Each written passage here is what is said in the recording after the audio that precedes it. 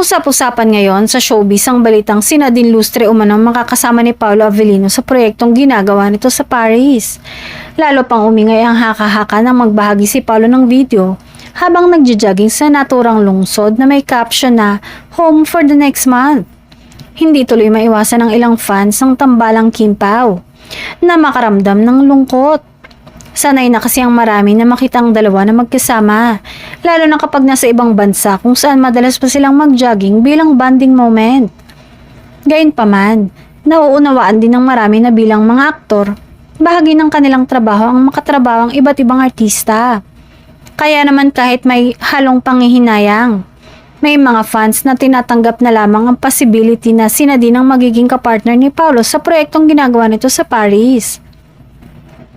Sa social media, sari-sari ang nag-reaksyon ng mga tagahanga. May ilan na nagsasabing ito raw ang tunay na pagsubok sa katatagan ng pagiging Kim Pao fans.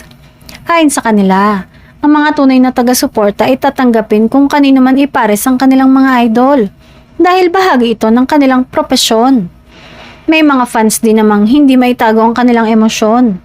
May nagsabing may kirot sa puso ang balita, habang ang iba naman ay umaasang hindi mawawala ang espesyal na connection ni Kim at Paolo kahit hindi sila magkatambal sa ibang proyekto.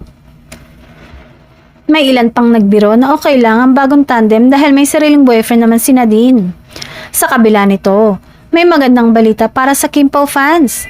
Ayon sa Showbiz Insider na si EJ Salute, may paparating pa ring proyekto na pagsasamahan ni Kim at Paolo.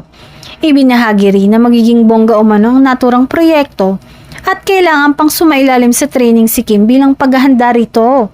Isang bagay na lalong ikinatuwa ng kanilang mga taga-suporta.